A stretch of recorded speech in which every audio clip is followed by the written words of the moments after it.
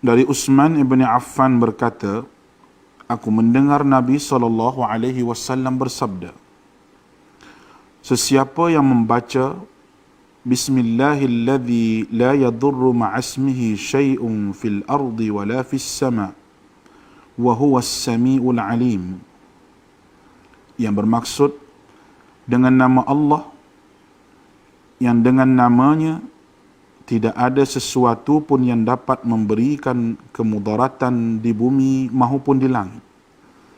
Dialah yang maha mendengar lagi maha mengetahui. Sebanyak 3 kali, maka dia tidak akan ditimpa bala yang datang secara tiba-tiba sehingga subuh. Dan barang siapa yang membacanya ketika subuh sebanyak 3 kali, maka dia tidak akan ditimpa bala secara tiba-tiba sehingga petang, iaitu malam. Hadis rawahu Abu Dawud menurut Syekh Syu'ib Al-Arnud. Hadis ini adalah hasan. Bismillahirrahmanirrahim. Assalamualaikum dan salam sejahtera diucapkan kepada para pelajar yang sedang mengikuti tuition online pengajian perniagaan 946 Palang 2.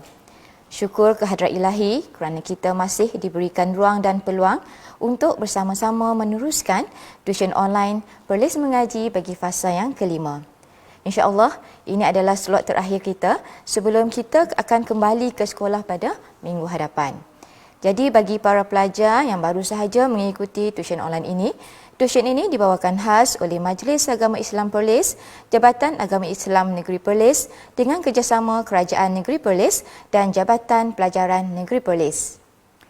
Saya Puan Nurhani Shahnaz binti Mat Hashim, Guru Pengajian Perniagaan daripada Pusat Tingkatan 6 Mod 2 SMK Said Alwi, Kangar, Perlis. Jadi selama lebih kurang 1 jam ini, mari bersama-sama dengan saya untuk kita mengulang kaji dan mengingat semula apa yang telah kita pelajari dalam subjek pengajian perniagaan. Baik.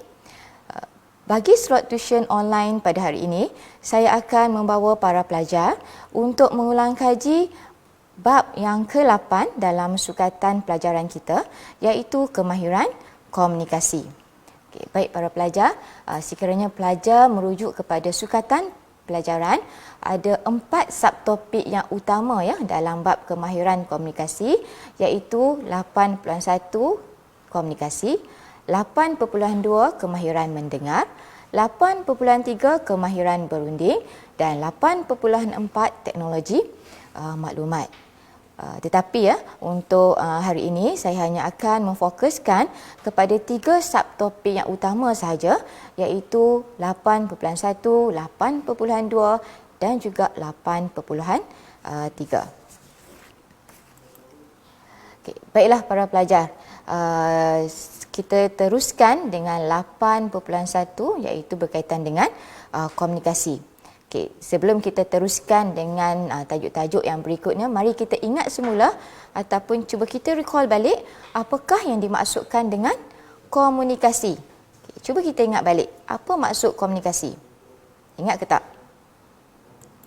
Okey, komunikasi adalah satu proses pemindahan maklumat daripada penghantar kepada penerima melalui media tertentu bagi tujuan mencapai maksud yang sama. Jadi kata kuncinya telah di-highlightkan di situ, iaitu pemindahan maklumat. Komunikasi itu satu bentuk pemindahan maklumat daripada siapa? Daripada penghantar kepada penerima. Untuk apa? Untuk mencapai maksud yang sama. Sebab itulah kita berkomunikasi, untuk kita sampaikan maklumat. Okey, baik. Seperti mana yang kita telah belajar sebelum ni, okey, bagi tajuk komunikasi ini amat penting para pelajar mengingat tentang proses komunikasi. Okey, penting ya para pelajar menghafal proses komunikasi. Dan saya yakin bahawa para pelajar dapat mengingat semua elemen-elemen yang terdapat dalam proses komunikasi. Jadi ada berapa elemen dalam proses komunikasi? Okey, semuanya ada 6 elemen. Betul ataupun tak? 6 elemen. Okey, mari kita lihat. Ya, tepat sekali. Okey. Nampak gayanya memang para pelajar mudah mengingat untuk proses komunikasi. Jadi bila kita sebut tentang proses komunikasi, ia terdiri daripada penghantar, ada encode, proses yang ketiga ada saluran, decode, penerima dan juga maklum balas. Baik. Selalu yang menjadi kesilapan para pelajar sering tertukar antara encode dan juga decode. Kedudukan proses itu selalu bertukar. Jadi pastikan para pelajar menghafal dan kedudukan proses yang tepat. Sebab kegagalan pelajar untuk menyusun proses dengan tepat menyebabkan gagal mendapat markah. Kemudian dalam proses komunikasi ini juga ingin saya ingatkan supaya para pelajar dapat mengingat bagaimana untuk melakarkan gambar rajah dengan tepat. Gambar rajah tak perlulah lukis gambar penghantar ataupun apa itu encode, tak perlu lukislah. Sekadar kita ingat fakta itu penghantar, kedudukannya di mana, aliran arah anak panah itu mesti tepat. Ini adalah bentuk gambar rajah proses komunikasi. Mesti ada maklum balas, mesti ada arah anak panah daripada penerima ni kepada penghantar sebagai maklum balas. Baik. Bila soalan berkaitan dengan jelaskan, jelaskan proses komunikasi yang berlaku dalam sesebuah organisasi. Baik.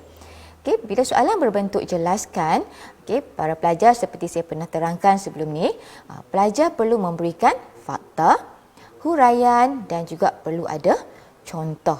Kita cuba tengok satu persatu proses komunikasi yang berlaku. Proses yang pertama adalah penghantar. Penghantar itu adalah fakta. Jadi huraiannya apa? Yang pertama, apa itu penghantar? Penghantar adalah pihak yang mempunyai idea ataupun maklumat yang nak disampaikan kepada penerima ataupun maklumat yang ingin disampaikan kepada pihak lain. Itu penghantar, individu yang ada maklumat, ada mesej yang ingin disampaikan. Sebagai contoh, perlu ada contoh bila menjawab soalan berbentuk jelaskan. Contohnya, pengurus jualan merupakan penghantar yang mempunyai maklumat yang ingin disampaikan kepada kerani jualan. Bila diberikan situasi, kamu kena nyatakan siapakah penghantar. Dalam konteks ni kita sebut pengurus jualan inilah adalah penghantar yang ada maklumat yang ingin disampaikan. Baik. Proses yang kedua, encode. Apakah itu encode? Encode ni adalah satu proses yang mana penghantar akan menterjemahkan atau mentafsir maklumat yang ingin disampaikan kepada penerima. Ini berlaku secara tidak langsung. Automatically bila penghantar ada idea yang nak disampaikan, penghantar akan menterjemah ataupun mentafsir maklumat yang dia nak sampaikan tu, bagaimana dia nak sampaikan kepada penerima. Adakah secara lisan ataupun bukan lisan. Kata kuncinya kat sini adalah menterjemah. Encode itu adalah penghantar yang menterjemahkan. Diterjemahkan apa? Diterjemahkan maklumat. Sebagai contoh, pengurus jualan menterjemahkan maklumat secara lisan dan bertulis kepada kerani jualan. Pastikan pelajar jangan keliru antara encode dan juga decode dalam memberikan huraian. Bila sebut encode ini adalah penghantar yang mentafsir, yang menterjemahkan. Baik. Proses yang ketiga. Proses ketiga terdiri daripada saluran. Saluran adalah bagaimana mesej ataupun maklumat itu dihantar oleh penghantar kepada penerima. Bagaimana penghantar tu nak hantar maklumat tu kepada penerima?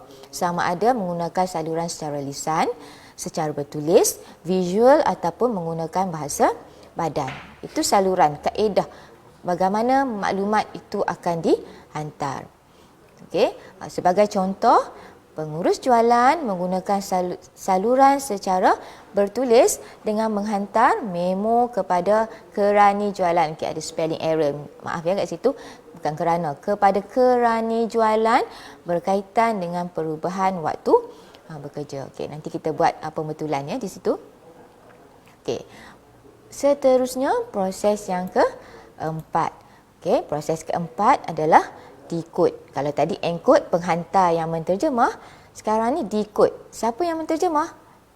Yes, decode, penerima yang akan menterjemah ataupun mentafsir maklumat yang diterima daripada penghantar dalam bentuk yang boleh difahami oleh penerima. Okey, kalau tadi penghantar, sekarang ni penerima pula. Bila dia dah dapat mesej, dia dah dapat maklumat, dia akan tafsirkan maklumat yang diterima tadi mengikut bentuk yang boleh difahami. Okey, sebagai contoh ya kat sini, kerani jualan cuba untuk menterjemahkan maklumat ke dalam bentuk yang lebih mudah difahami. Okey, bila tadi kerani jualan dia dapat memo, dia baca memo tadi, kemudian bila dah baca, penerima ataupun kerani jualan tadi, dia akan terjemahkan maksud yang ingin disampaikan oleh pengurus jualan tadi. Okey. Baik.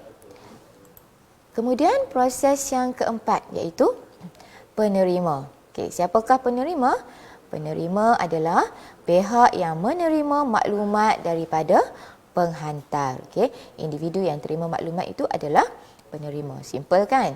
Okey, sebagai contoh, penerima mesej ini adalah kerani jualan. Jadi contoh para pelajar, pastikan contoh yang kita gunakan daripada awal proses komunikasi tadi hingga akhir proses adalah contoh yang sama. Okey, kalau tadi kita contoh pengurus jualan dan kerani jualan, sampai proses yang keempat pun masih kita menggunakan contoh yang sama. Okey, so kat sini bila masuk proses yang keempat, kita kena nyatakan siapa itu penerima mesej. Okey, dan proses yang terakhir adalah maklum balas. Okey, apakah itu maklum balas? Maklum balas adalah tindak balas yang dilakukan oleh penerima terhadap idea atau maklumat yang diterima daripada penghantar. Okey, bila penerima dia menerima maklum balas, menerima mesej, Okey, bila penerima tu dia dah dapat maklumat, dia dah dapat mesej dan dia dah terjemahkan mesej yang diterima tadi, penerima akan memberi tindak balas terhadap maklumat yang diterima. Okey, contohnya, sebagai contoh, kerani jualan memberikan cadangan ataupun mengemukakan soalan kepada pengurus jualan. Jadi maklum balas tu pelbagai. Okey, mungkin kerani jualan dia boleh kemukakan soalan. Okey, sekiranya dia tidak faham dengan maklumat yang diterima daripada pengurus jualan tadi. Okey, so itu ada 6 proses komunikasi yang berlaku dalam sesebuah organisasi. Okey, penting ya para pelajar untuk menyusun kedudukan proses itu dengan tepat. Okey, dengan teratur.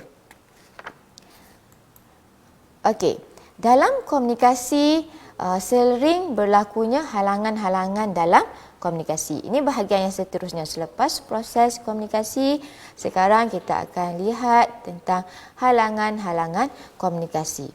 Terangkan halangan-halangan komunikasi.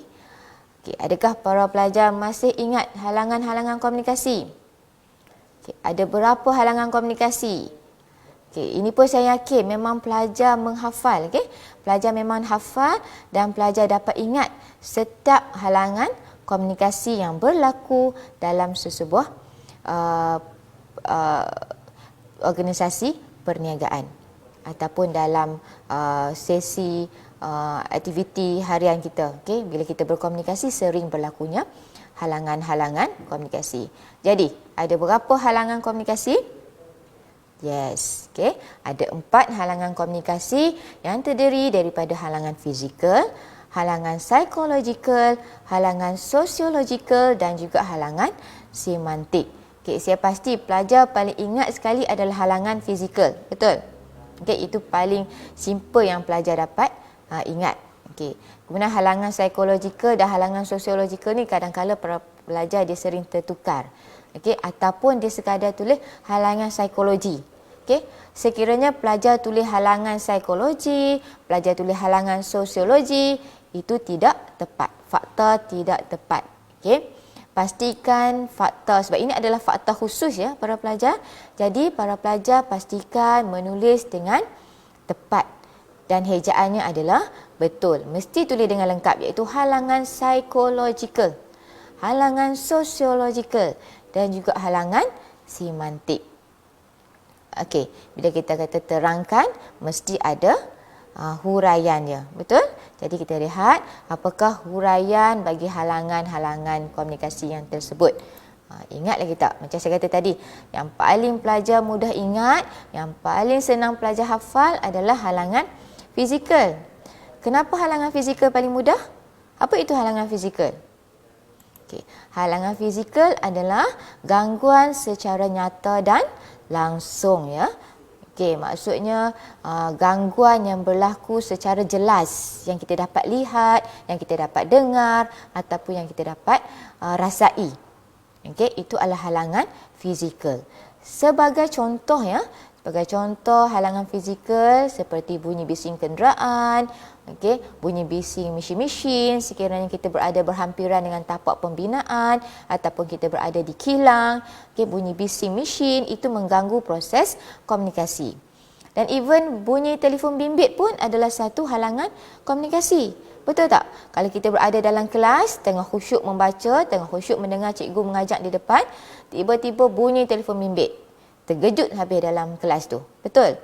Itu adalah satu halangan secara fizikal. Okey, kemudian sekiranya kita bercakap di hadapan audiens ataupun di hadapan orang ramai tanpa pembesar suara. Okey, jadi suara kita kurang jelas kurang jelas didengar. Okey, terutamanya yang duduk di belakang-belakang. Itu pun adalah gangguan secara fizikal. Okey, maksudnya audiens ataupun penerima tu dia gagal untuk memahami ataupun untuk mendengar dengan jelas apa maklumat yang ingin disampaikan. Dan even kalau kita boleh rasai, kita berada dalam bilik yang terlalu gelap, bilik yang terlalu panas, itu pun mengganggu komunikasi. Okey? Jadi, apa kesan halangan fizikal ni dalam bila kita berkomunikasi? Ini menyebabkan maklumat yang disampaikan tidak jelas dan penerima tu gagal memahami mesej yang ingin disampaikan. Inilah yang menyebabkan selalu berlakunya miscommunication, masalah dalam komunikasi. Okay? Sebab mungkin sewaktu berkomunikasi, sewaktu kita tengah menyampaikan maklumat, bunyi bising, jadi kita hanya dapat dengar sebahagian sahaja maklumat yang disampaikan dan menyebabkan kita membuat tafsiran yang berbeza. Okey. Okay, seperti inilah, seperti dalam gambar ilustrasi yang kamu dapat lihat ni. Okey. Memanglah kawan tu tak dapat dengar. Kenapa? Sebab dia pakai earphone dan orang yang pakai speaker ni jenuh dia menjerit. Walaupun dah pakai pembesar suara, jenuh dia menjerit sebab orang yang menerima tadi tak dengar. Kenapa tak dengar? Sebab pakai headphone. Jadi ada gangguan secara fizikal ataupun gangguan secara nyata. Okey. Halangan yang kedua adalah halangan psikologikal. Jadi bila sebut psikologikal, kita boleh kaitkan dengan apa? Psikologi, kan? Okay, psikologi berkaitan dengan pemikiran, kita punya minda kita. Okay, dalaman minda kita tu. Itu halangan psikologikal. Kenapa kita katakan gangguan yang disebabkan oleh minda ataupun pemikiran kita? Kenapa? Okay, kita tengok huraian dia. Kerana halangan psikologikal ini adalah satu bentuk gangguan yang disebabkan oleh persepsi dan juga tanggapan yang berbeza. Okey, kata kuncinya di situ. Yang kuning ni, persepsi dan tanggapan berbeza antara penghantar dan juga penerima. Kenapa ada persepsi dan tanggapan yang berbeza ni antara penghantar dan penerima? Disebabkan oleh taraf pendidikan. Okey, individu yang mempunyai taraf pendidikan tinggi dan individu yang mempunyai taraf pendidikan yang rendah kadang-kala ada tanggapan ataupun persepsi yang berbeza tentang sesuatu isu, ataupun mungkin disebabkan oleh budaya, kepercayaan seseorang individu ataupun pengalaman hidup. Okey, pengalaman hidup pun kadang-kala mempengaruhi persepsi ataupun tanggapan seseorang. Okey, mungkin individu yang dah lama bekerja, yang dah lama merasai berhadapan dengan masalah-masalah di tempat kerja, dia dah faham dah apa situasi yang mungkin berlaku, okey, masalah-masalah yang berlaku berbanding dengan individu yang baru saja memulakan pekerjaan, baru 2 bulan bekerja, mungkin baru 2-3 hari bekerja.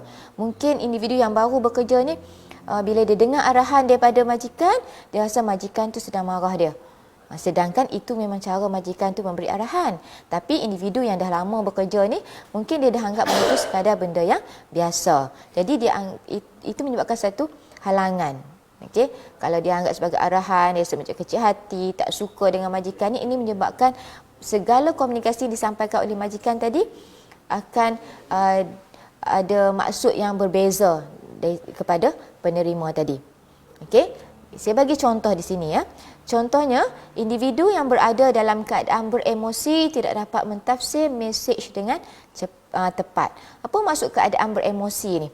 Okay. Individu yang sedang marah, yang sedang sedih, yang berduka lara, kadang-kadang bila dia menerima mesej, dia menerima maklumat, dia tak dapat nak mentafsirkan maksud yang cuba disampaikan tu dengan jelas. Sebagai contoh, okay, individu yang tengah marah, okay, dia tengah marah tentang sesuatu benda lain lah. Jadi emosi dia tak stabil. Kemudian bila kita bagi arahan dengan suara yang agak tinggi, jadi individu yang tengah marah tadi mungkin tak dapat menerima arahan tadi. Mungkin dia ingat kita pun tengah marah dekat dia. Okey, yang menyebabkan mesej tadi tak dapat disampaikan dan berlakunya perbalahan di situ. Okey, cuba kita tengok ilustrasi ni. Ini mungkin individu yang dia tak dapat berfikir dengan rasional, dia ada masalah. Jadi menyebabkan bila maklumat ini disampaikan kepada dia tu, dia tak dapat nak terima. Okey. I can't, okay, what if this thing happen and what not, okay, macam-macam dalam pemikiran dia. Okay, itu adalah halangan psikologikal. So kita kaitkan halangan psikologi ni, halangan psikologikal dengan pemikiran ataupun minda. Baik. Halangan yang keempat adalah halangan dari segi halangan sosiologikal. Alright, apakah itu halangan sosiologikal? Okay. Halangan sosiologikal ini adalah gangguan yang disebabkan oleh interaksi sosial dan budaya yang berbeza antara penghantar dan juga penerima. Okey, kuning ni adalah kata kunci dia. Gangguan disebabkan oleh interaksi sosial ataupun budaya yang berbeza antara penghantar dan juga penerima. Okey, budaya ni mungkin daripada negeri yang berbeza, negara yang berbeza, kita ada budaya yang berbeza. Okey. Halangan ataupun gangguan sosiologikal juga selain daripada budaya mungkin juga disebabkan oleh status sosial. Individu yang ada status sosial yang tinggi berbanding dengan individu yang ada status sosial yang rendah menyebabkan ada wujudnya halangan komunikasi. Kita boleh kata macam antara dua darjat lagi tu kan. Okey. Kemudian dari segi bahasa pertuturan pun akan menyebabkan berlakunya halangan-halangan sosiologikal. Okay, dan juga latar belakang kehidupan seseorang. Okay, sebagai contoh ya, mungkin kalau kita tengok ilustrasi ni, ada yang datang daripada India, mungkin dia pun tertanya-tanya what should I do next. Okay, kemudian ada juga individu yang datang daripada budaya yang berbeza, dia anggap sebagai bila duduk dekat-dekat antara lelaki dan perempuan itu tak sesuai, perlu ada personal space, perlu ada ruang, perlu ada jarak. Tambah-tambah kita dalam keadaan berhadapan dengan pasca COVID-19 ni perlu ada penjarakan sosial. Jadi kadang-kadang itu halangan-halangan sosiologikal yang kadang-kadang mengganggu proses komunikasi. Baik, kita teruskan kepada contoh ya.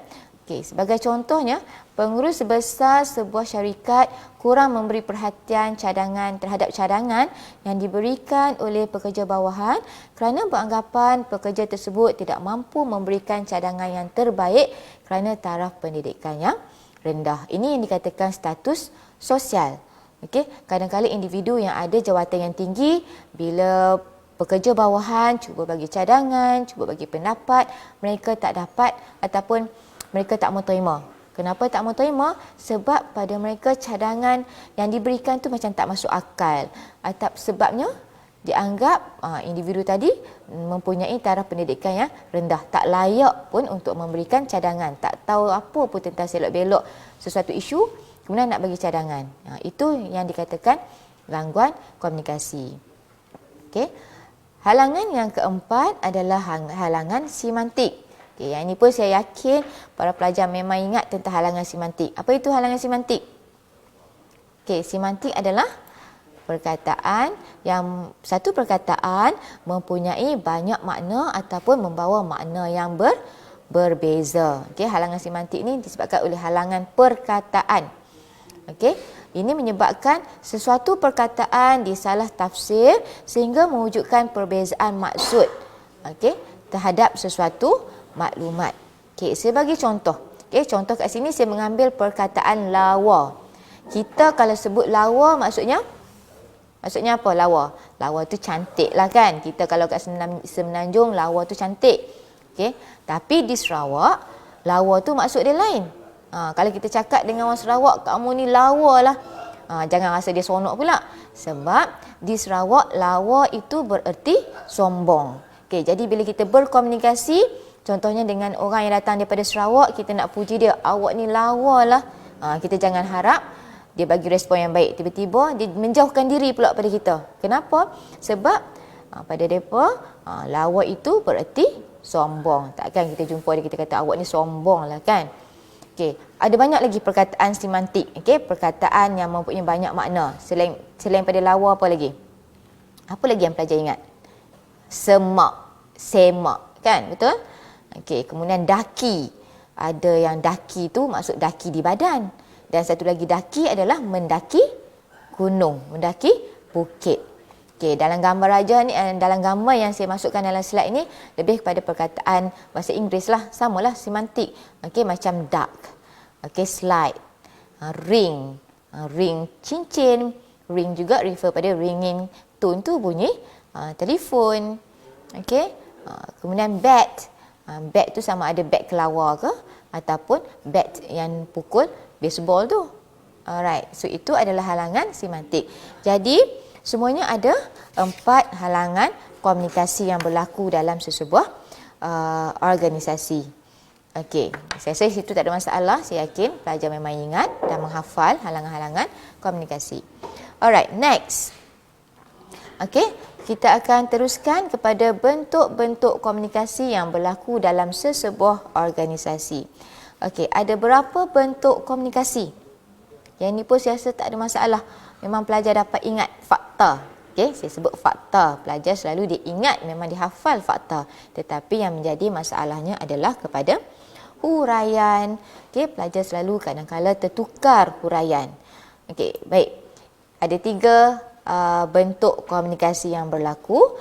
Okey, yang pertama komunikasi menegak, komunikasi mendatar dan juga komunikasi melintang. Okey, apa beza antara ketiga-tiga jenis komunikasi ni? Okey, kata kuncinya adalah berada pada peringkat yang saya highlightkan, pada peringkat dan jabatan.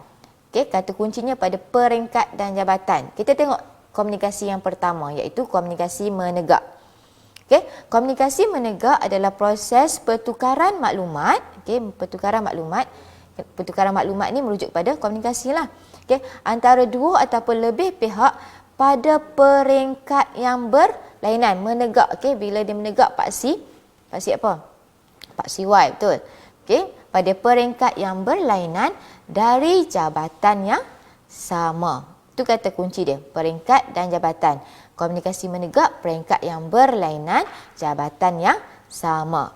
Sebagai contoh, okey, pengurus keuangan memberi arahan kepada penolong pengurus keuangan.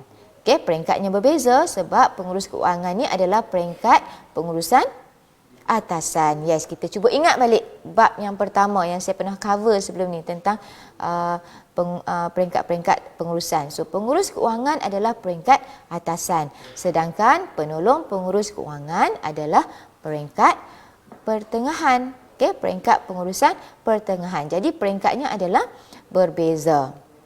Komunikasi mendatar pula.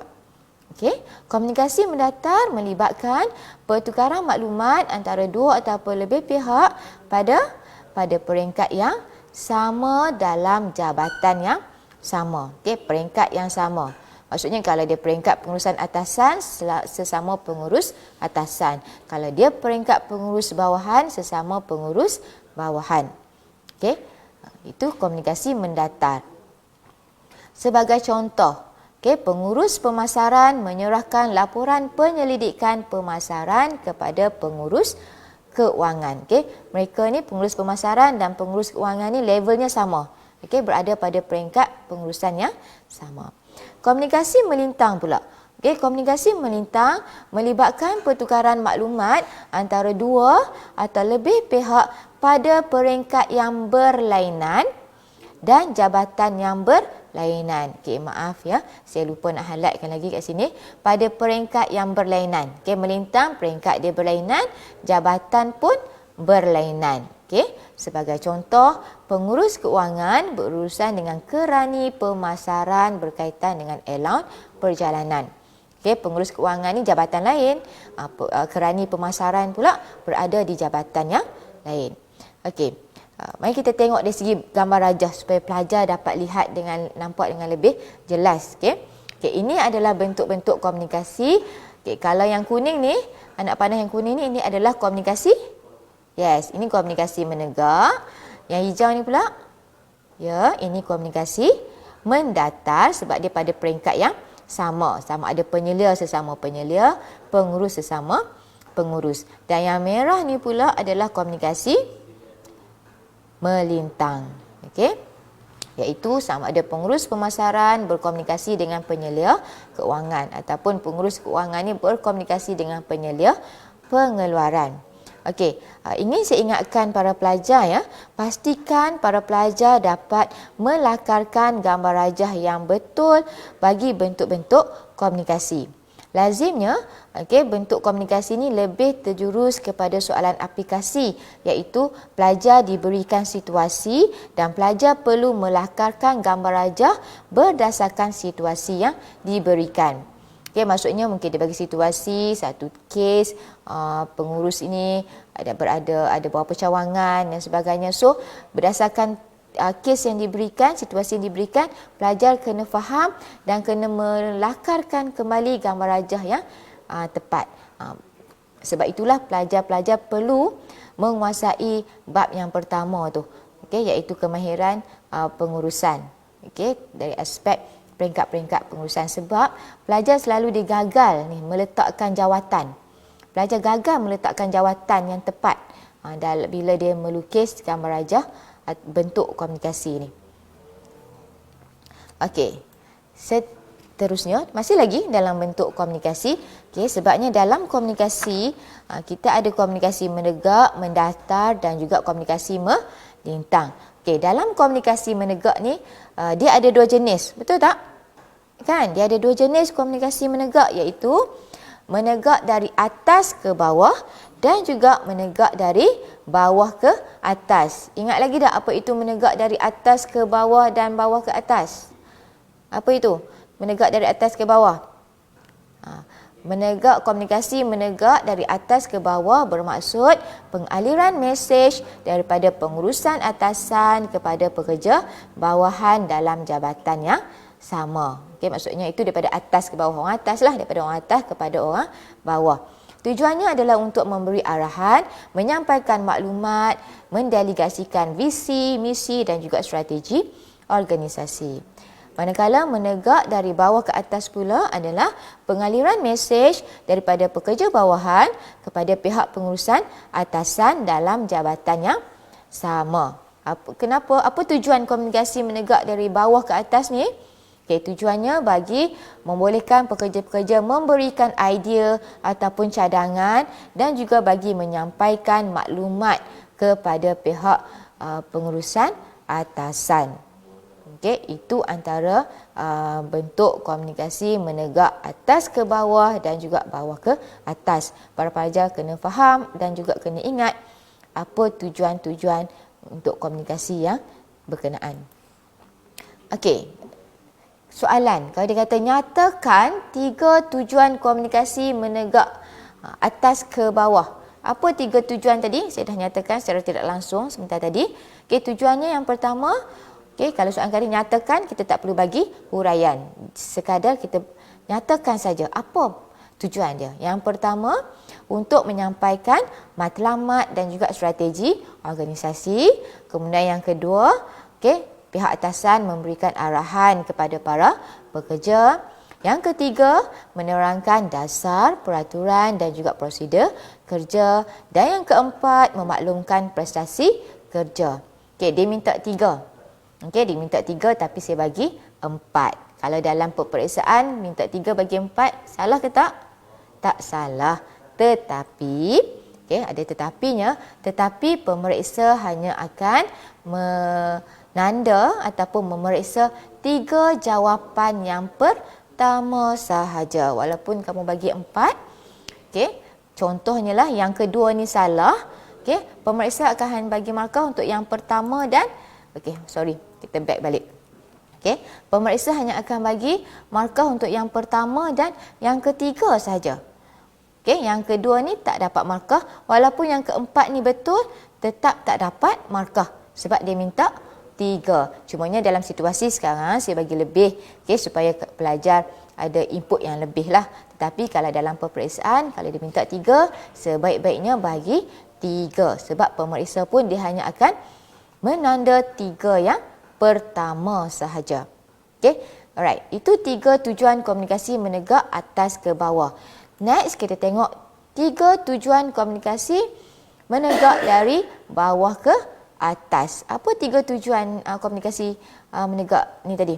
Tadi saya dah secara tak langsung saya dah sebut. Cuba kita tengok balik.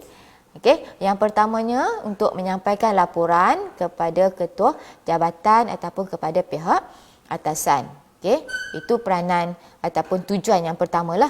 Pekerja bawahan cuba menyampaikan laporan prestasi kepada pihak atasan. Kemudian yang keduanya untuk menyatakan masalah-masalah yang dihadapi oleh para pekerja untuk diambil tindakan oleh pihak atasan. Kadang-kadang pihak atasan dia tak nampak ataupun dia tak tahu apa yang berlaku pada peringkat bawahan, apa masalah yang dihadapi oleh pekerja.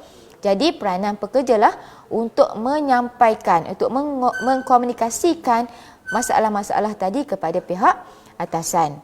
Dan yang ketiga, untuk memberikan cadangan atau idea kepada pihak atasan sebagai penambahbaikan. Okey, boleh kita teruskan? Next kita akan tengok jenis-jenis komunikasi. Jadi, ada berapa jenis komunikasi? Ada berapa? 3, 4, ya ke? Jenis komunikasi ada? Ada berapa? Ada 2. Komunikasi lisan dan juga komunikasi bukan lisan. Apa contoh-contoh komunikasi lisan? Sebelum tu, kita tengok komunikasi lisan. Apa yang dimaksudkan dengan komunikasi lisan? Yes, komunikasi yang menggunakan percakapan ataupun pertuturan untuk kita sampaikan maklumat. Bila kita bercakap, itu dianggap sebagai komunikasi secara lisan. Apa contoh-contoh komunikasi lisan yang berlaku dalam sesebuah organisasi perniagaan? Ada perbincangan, mesyuarat, ucapan dan juga pembentangan. Perbincangan, kita tengok sikitlah secara ringkas. Apa beza perbincangan dan mesyuarat ni? Ada beza tak? Nampak macam lebih kurang sama, bezanya sikit je lah. Perbincangan ni melibatkan komunikasi dua hala, dua pihak berkomunikasi. Melibatkan komunikasi dua hala antara ahli-ahli kumpulan bagi penyelarasan tugas ataupun aktiviti. Dan perbincangan ni boleh terjadi sama ada secara formal ataupun secara tidak formal. Tetapi kalau mesyuarat, mesyuarat adalah komunikasi dua hala juga. Antara ahli-ahli dalam organisasi, tetapi mesyuarat ni lebih kepada komunikasi secara formal, yang mana untuk membincangkan sesuatu masalah ataupun sesuatu isu yang penting. Kemudian kita ada ucapan, ada pembentangan. Ucapan dan pembentangan ni lebih kepada komunikasi sehala. Kalau perbincangan mesyuarat, komunikasi dua hala. Ucapan dan pembentangan ni lebih kepada komunikasi sehala, iaitu untuk menyampaikan. Kalau pembentangan ni, macam kita tengok dalam gambar, pembentangan ni lebih kepada nak menyampaikan maklumat ilmiah kepada audiens, kepada penonton. Kemudian kita tengok komunikasi bukan lisan. Okey, komunikasi bukan lisan ni adalah komunikasi yang menggunakan visual ataupun penggunaan grafik, okey, bagi tujuan menyampaikan maklumat. So komunikasi bukan lisan kita boleh pecahkan kepada 3, iaitu komunikasi secara visual, secara bertulis dan juga bahasa badan. Okey, kalau visual ni lebih kepada penggunaan grafik, audio, video. Okey, itu secara visual yang kita boleh nampak. Okey, ada penggunaan animasi, ada warna dan sebagainya. Manakala kalau komunikasi bertulis pula adalah penggunaan perkataan ataupun simbol-simbol bagi menyampaikan maklumat. Kemudian komunikasi bukan lisan juga terdiri daripada bahasa badan. Bahasa badan ni melibatkan pergerakan anggota badan seperti memek muka, air muka, bahasa isyarat, pergerakan anggota badan. Kadang-kala kita nak berkomunikasi, kita tak perlu bercakap pun. Okey, memek muka, bahasa badan kita dapat menyampaikan maksud kepada orang yang sedang kita berbicara tanpa perlu kita bercakap. Kalau kita marah, kita boleh tunjukkan daripada riak muka kita bahawa kita marah. Okey, kalau pelajar tak faham dalam kelas, dia mendengar cikgu tu memberi penerangan, daripada kerutan dahi dia tu, guru boleh tahu bahawa pelajar tadi tidak faham. Okey, kemudian pergerakan badan seperti bermain dengan pensel, mengoyangkan pensel, mengetuk-ngetuk pensel di meja, guru sendiri dapat nampak ataupun dapat faham bahawa pelajar tu mungkin tengah bosan. Okey, pelajar tu mungkin tak sabar nak tunggu masa cikgu tu habis. Tak gitu? Kan? Okey, selalu berlaku dalam kelas. Okey, sama ada kamu perasan ataupun tak perasan lah. Okey. Okey, alright. Ini contoh-contohlah komunikasi secara visual yang kita boleh nampak. Okey, sama ada seperti posters. Okey, bagaimana nak cegah COVID. Ini macam banner. Banner ini adalah traditional way lah, secara konvensional, cara lama kita nak berkomunikasi secara visual. Kalau yang terkini mungkin ada billboard, papan-papan elektronik, okay, penggunaan LCD, TV, internet, semua itu adalah komunikasi secara visual. Dan ini adalah komunikasi secara bertulis, email, perkeliling, okay, ada bulletin, okay, ada laporan, itu semua adalah komunikasi, contoh komunikasi bertulis. Okey. Kita habis dengan bahagian yang pertama, 8.1, kemahiran tentang komunikasi. Next, kita akan pergi kepada 8.2, iaitu kemahiran mendengar. Okey, kita nak fokus kepada proses mendengar pula. Okey. Okey, tadi ada proses komunikasi. Sekarang ni proses mendengar. Adakah pelajar masih ingat proses mendengar? Kalau proses komunikasi, saya yakin memang pelajar dapat ingat, pelajar dapat hafal. Proses mendengar, masih ingat? Okey, ada berapa proses? Ada 5 proses. Tapi apa dia kelima-lima proses tu? Okey, mari kita tengok betul ataupun tidak apa yang pelajar teka. CP-CP kata sikit-sikit je tu kan. Okey, ada 5 proses. Okey, yang pertama, proses pertama adalah menerima, memahami, mengingati, menilai dan juga memberi tindak balas. Pendek je semua start dengan M je. Tapi ada teknik kita nak ingat ni. Macam mana nak ingat supaya tak keliru. Okey, antara setiap faktor ni. Okey. Bila kita sebut tentang proses mendengar, saya nak ingatkan para pelajar, tajuk proses mendengar ni boleh keluar sebagai soalan struktur dalam bahagian A ataupun boleh jadi sebagai soalan esei yang membawa markah 20 markah. Jadi kalau dalam soalan esei, pastikan pelajar dapat memberikan fakta dan ada huraian, sekurang-kurangnya 2 ataupun 3 huraian, dan perlu ada contoh bagi membolehkan pelajar mendapat markah 20 markah. Itu dalam soalan esei. Baik, kita cuba ulang kaji balik. Ingat balik semula. Apa yang dikatakan proses yang pertama, iaitu menerima. Okey, mungkin pelajar agak sukar nak hafal panjang. Kita ambil keywords. Menerima. Cuba pelajar, saya tulis T kat sini. T ni merujuk kepada terima, kata asal, kata akar kepada menerima, terima. Okey, itu T. Terima. Maksudnya pendengar tadi akan menerima apa yang disampaikan oleh penghantar secara lisan, sama ada secara lisan ataupun bukan lisan. Okey, sewaktu mendengar, pendengar ataupun penerima tadi akan memberikan perhatian dan mengelakkan sebarang gangguan. Okey, kalau contoh tadi saya tanya, apa dia proses mendengar? Kalau pelajar masih gagal untuk menyatakan kelima-lima faktor proses mendengar tadi, menunjukkan kata pelajar kurang memberi perhatian. Pelajar tak menyimpan apa yang pelajar dengar semasa sesi PDP dalam kelas. Okey, berbalik pada tadi. Menerima maksudnya pendengar akan menerima apa yang disampaikan.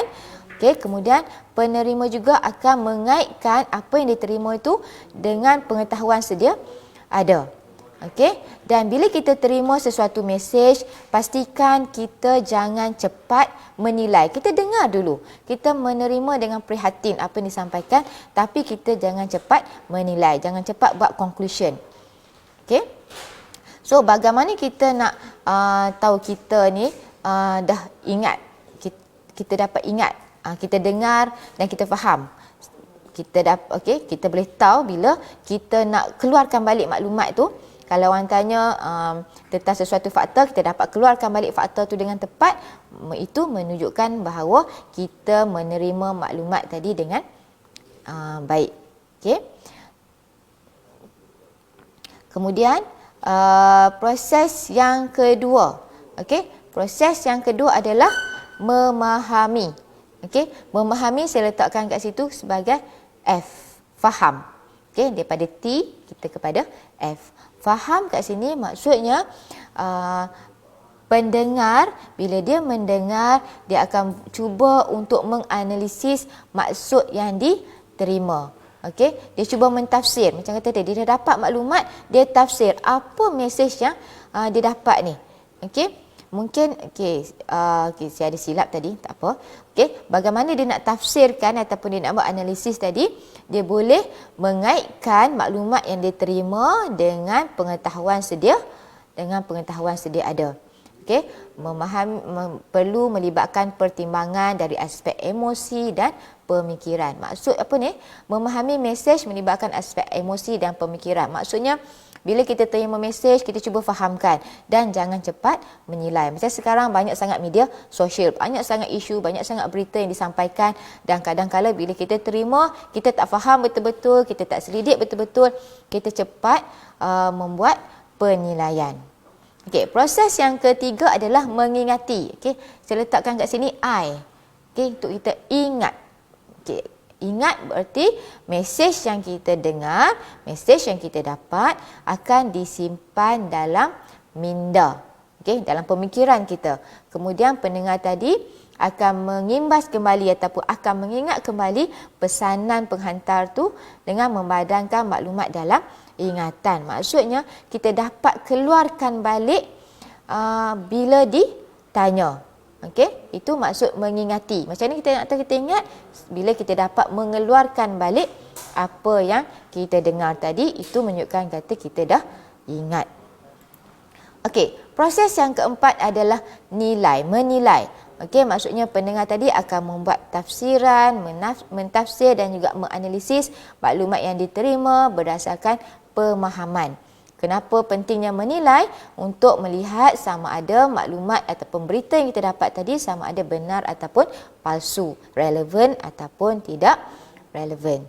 Okey, dan yang terakhir adalah memberi tindak balas. Okey, maksudnya pendengar akan bagi maklum balas sama ada secara lisan ataupun bukan lisan. Jadi maksudnya bila kita dah terima maklumat, penerima tadi dia mendengar dan bila dah nilai sama ada betul ataupun tidak, dia akan bagi tindak balas. Okey, sama ada contohnya dia bertanyakan soalan. Okey, contoh selepas guru mengajar, mungkin pelajar akan bertanyakan soalan. Mungkin ataupun pelajar tindak balas juga mungkin boleh jadi diam, senyap, pelajar tak ada respon apa-apa.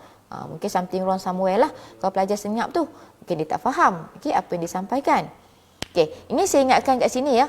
Jangan keliru ataupun jangan silap dengan memberi tindak balas ni dengan memberi maklum balas. Dalam proses mendengar kita ada memberi tindak balas, TB. Sebab tu saya tulis TB. Okey, dalam proses komunikasi kita ada memberi maklum balas. Okey, maklum balas. Kalau proses mendengar, TB, tindak balas. Baik. Seterusnya, kita beralih kepada bagaimana untuk mendengar secara berkesan. Okey, apa kaedah ataupun apa teknik bagi mendengar secara berkesan? Ada berapa teknik? Okey, kita yang pertamanya mendengar secara empati dan objektif. Apa maksud mendengar secara empati dan objektif? Empati itu maksudnya mendengar dengan merasai dan menghayati perasaan individu yang sedang berkomunikasi. Okey, maksudnya kalau ada orang berkomunikasi dengan kita, kalau dia menyampaikan cerita yang sedih, sedihlah. Kita cuba menghayati perasaan dia. Okey, tapi kalau dia cerita benda yang happy, kita pun tumpah happy. Kita mungkin gelak, kita mungkin tersenyum mendengar kisah lucu yang disampaikan. Okey, mendengar secara empati, cuba merasai, menghayati. Dan mendengar secara objektif, maksud menilai mesej yang disampaikan dengan adil dan tanpa berat sebelah. Okey, mesti adil, tanpa ada sebarang berat sebelah kat sini. Okey.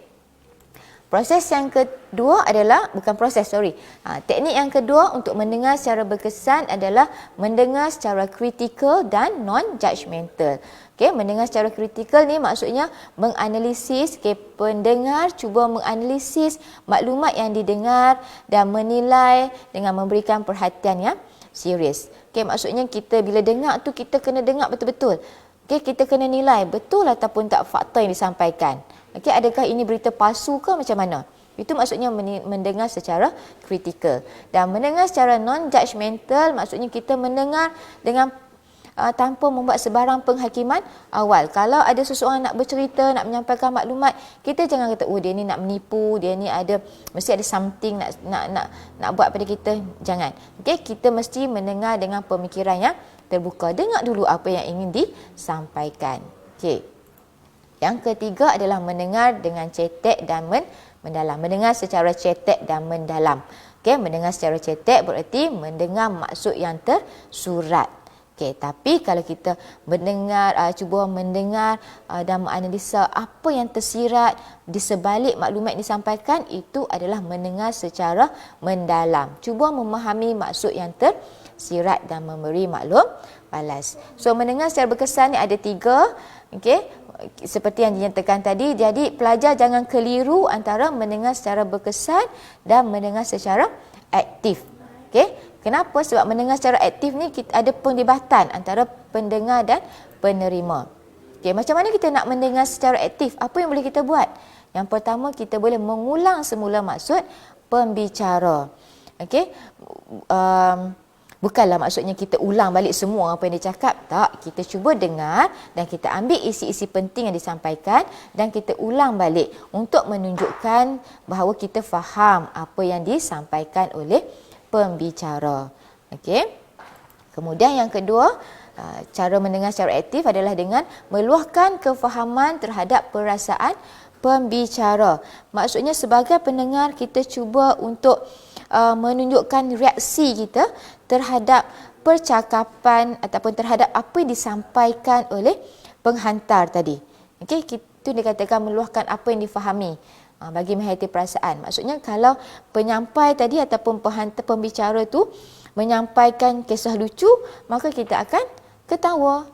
Okey, itu menunjukkan kata kita mendengar dengan aktif apa yang disampaikan. Okey, kemudian yang ketiga adalah menanyakan soalan. Kenapa kita perlu bertanya? Kenapa nak tanya? Sebab kita nak mendapatkan maklumat yang lebih jelas. Mungkin ada maklumat yang disampaikan oleh penghantar tadi ataupun pembicara tadi kurang jelas. Jadi pendengar boleh bertanyakan soalan terhadap perkara yang tidak faham ataupun perkara yang kurang jelas. Okey, janganlah setiap kali tak sempat pembicara tu bercakap bagi habis ayat kita dah tanya tu tanya ni. Bagi peluang kepada pembicara tu untuk bercakap, menyampaikan maklumat dengan habis. Kemudian kalau kita tak faham, ada benda yang kita tak jelas, kita boleh bertanyakan soalan. Okey, baik. Itu adalah mendengar secara aktif. Boleh? Boleh ingat? Okey, selalu pelajar ni dia keliru antara mendengar secara aktif dengan mendengar secara berkesan. Betul? Alright. Okey, yang terakhir yang saya akan cover di sini adalah kemahiran berunding. 8.3 kemahiran berunding. Okey, sebelum kita teruskan, okey, kita cuba ingat balik ada berapa prinsip berunding. Okey, ingat tak lagi dah? Ingat tak lagi? Ada berapa prinsip berunding? Lupa.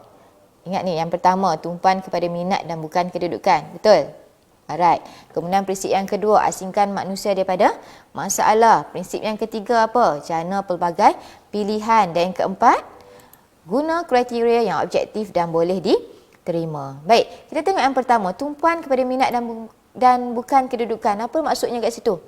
Okey, maksudnya perunding perlu memberi tumpuan kepada masalah utama yang ingin diselesaikan dan elak menggunakan kedudukan bagi mempengaruhi sesuatu keputusan rundingan.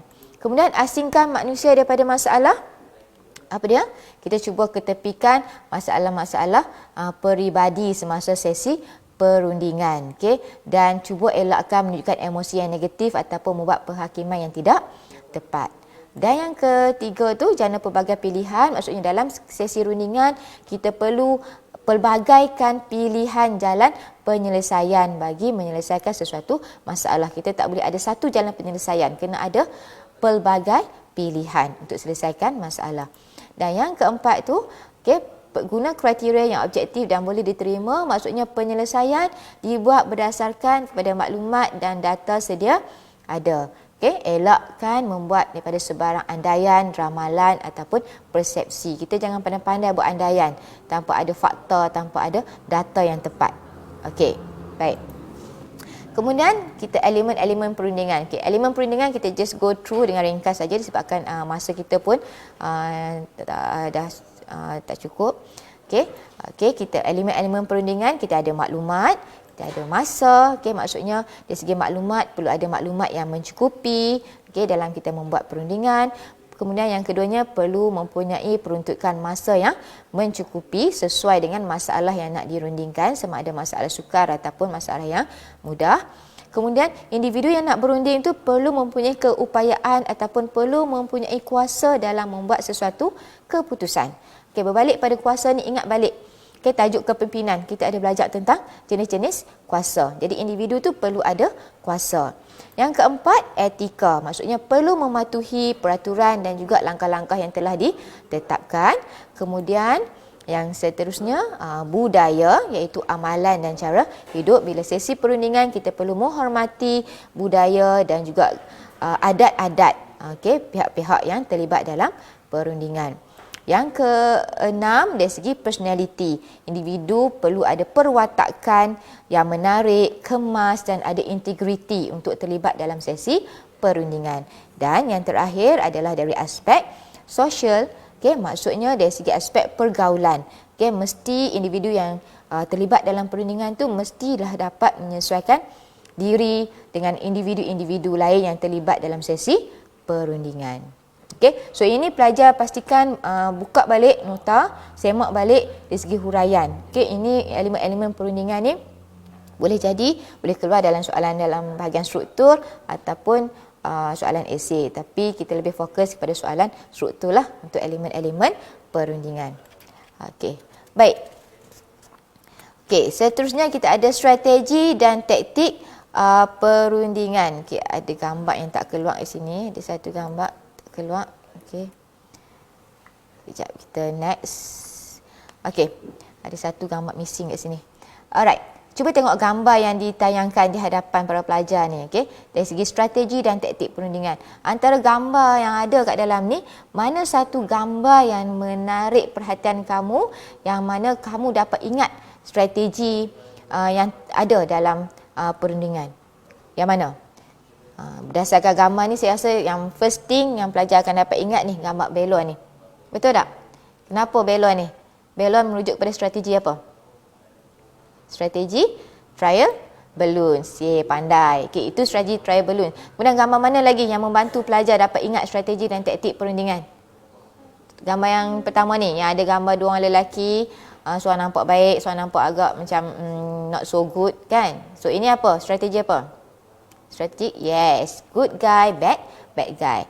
Satu lagi, mana lagi yang membantu lagi pelajar dapat ingat strategi dan taktik perundingan yang lain? Ada satu dah dinyatakan kat sini, appearance withdrawal. Mungkin yang inilah gambar yang ada lelaki ni dia ketuk meja ni. Apa dia ni? Dia bertindak kasar ni. Yes, outrageous.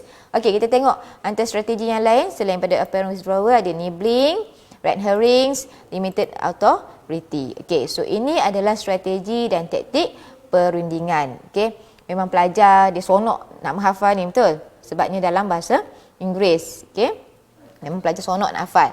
Okey, ingin saya ingatkan para pelajar, pastikan ejaan bagi setiap fakta yang diberikan kat sini adalah tepat. Okey, jangan salah eja. Okey, kita tengok, kita cuba ingat baliklah apa itu good guy, bad guy.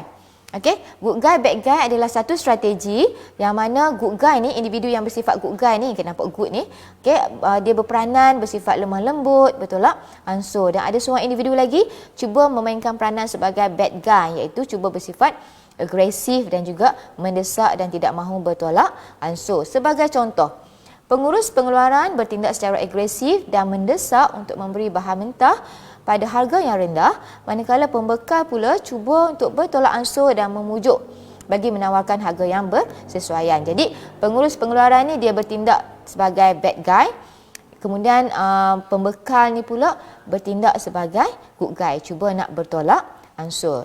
Okey, strategi yang kedua yang boleh digunakan adalah nibbling. Okey, apa itu nibbling? Okey, nibbling tu strategi yang mana bila kedua-dua pihak telah bersetuju tentang satu isu, okey, satu pihak lagi dia akan kemukakan permintaan tambahan yang bukan tujuan asal rundingan. Okey, tujuan asal tu dah dapat dicapai, dah dapat kata persetujuan. Kemudian pihak satu lagi tu dia minta satu lagi tambahan. Okey, untuk apa? Untuk mendapatkan keistimewaan tambahan daripada rundingan yang dibuat. Okey, sebagai contoh, setelah mencapai persetujuan harga dengan pihak pembekal, pengurus pengeluaran meminta pembekal tu untuk buat penghantaran percuma. Okey, pada asal rundingan tadi tak dinyatakan pun tentang penghantaran percuma, cuma berbincang dari segi harga. Tapi bila dah dapat harga yang dihendaki, pengurus pengeluaran diminta pula dibuat penghantaran percuma. Itu nibbling. Okey, itu faedah tambahan yang cuba diperoleh. Okey. Kemudian yang ketiga, macam saya kata tadi, yang paling favourite pelajar ingat adalah try balloons. Tapi pelajar ingat tak lagi apa dia punya huraian untuk try balloons tu? Okey, try balloons adalah pihak yang berunding cuba menawarkan cadangan terakhir sebagai jalan penyelesaian terhadap masalah yang dirundingkan. Trial. Okey, daripada perkataan trial, cuba. Maksudnya pihak yang berunding tu dia cuba bagi cadangan, okey, kata kuncinya cuba bagi cadangan terakhir sebagai jalan penyelesaian untuk menyelesaikan masalah. Dia kemukakan cadangan. Okey. Apa tujuan try balloons ni? Untuk mengetahui sama ada pihak lawan tadi sanggup terima cadangan itu ataupun tidak. Okey. Contohnya, pengurus pengeluaran meletakkan harga bahan mentah yang paling rendah untuk melihat sama ada pembekal sanggup ataupun tidak memberikan harga tersebut. Okey. Next, red herrings. Red herrings pula adalah satu pihak mengemukakan isu sampingan untuk mengalihkan perhatian pihak lawan daripada membincangkan isu-isu utama. Okey, so kalau pihak lawan ni bercadang untuk selesaikan isu sampingan, maksudnya pihak lawan tadi telah terperangkap dengan taktik tersebut. Okey, contohnya pengurus pengeluaran mengalihkan perhatian pembekal daripada isu harga bahan mentah kepada kualiti bahan mentah dan kriteria-kriteria lain. Okey, ada spelling error, sorry kat situ. Okey, maksudnya tadi dia cuba nak bincang tentang isu bahan mentah, harga bahan mentah. Tapi dia cuba alihkan perhatian pihak lawan kepada isu kualiti bahan mentah yang dia nak dan juga kriteria-kriteria yang lain. Seperti dalam gambar ni. Okey, si budak kecil ni kata, "Mom, I want that toy." Dia nak beli toys, tapi tiba-tiba dia punya mak dia kata, "Okay, let's go home. So, yummy treat for you." Okey, dia cuba nak alihkan perhatian that girl. Alright. Kemudian kita ada appearance withdrawal. Appearance withdrawal iaitu pihak yang berunding ni berpura-pura untuk menarik diri. Withdrawal, kata kunci dia menarik diri. Dia berpura-pura untuk menarik diri daripada rundingan dengan tujuan pihak lawan tadi terdesak untuk bersetuju dengan syarat yang dicadangkan. Okey. Sebagai contoh kat situ, pengurus pengeluaran mengugut untuk menarik diri daripada rundingan dengan pembekal dan menyatakan akan membeli daripada pembekal yang lain. Kemudian kita ada outrageous. Outrageous ni adalah tindakan keterlaluan seperti ugutan dan ancaman terhadap pihak lawan. Okey.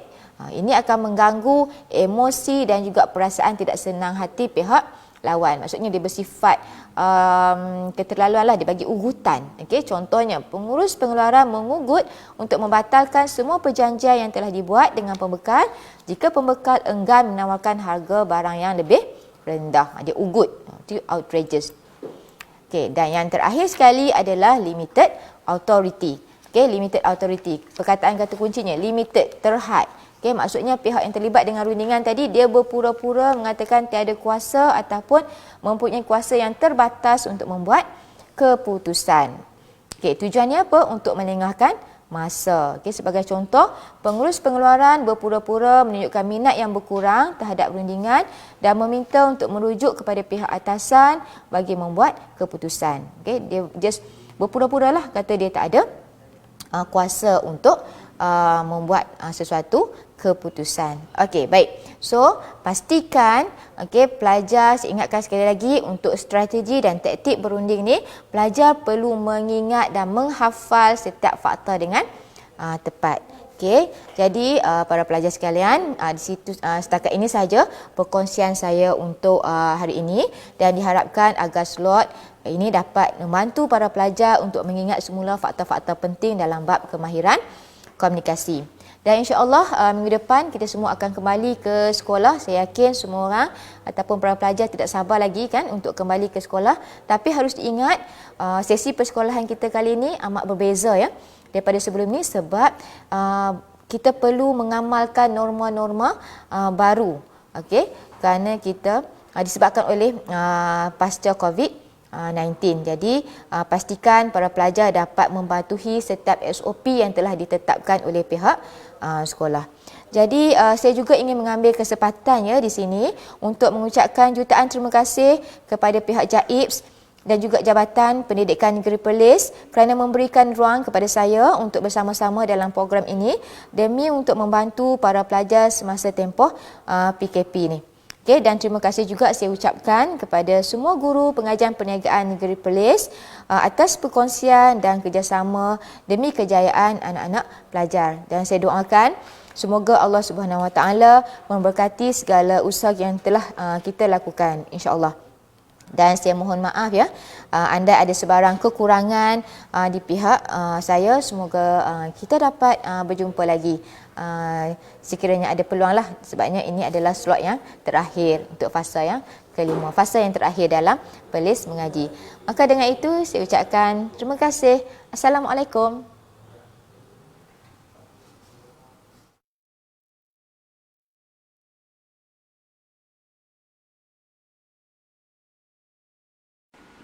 Daripada Anas bin Malik radhiyallahu anhu berkata, Nabi SAW pernah berdoa, Allahumma inni a'udzubika minal barasi wal jununi wal juzami wa min sayil asqam. Ya Allah, aku berlindung denganmu daripada penyakit sopak, penyakit gila, penyakit kusta dan penyakit-penyakit yang buruk. Hadis diriwayatkan oleh Al-Imam Abu Dawud dengan sanad yang sahih.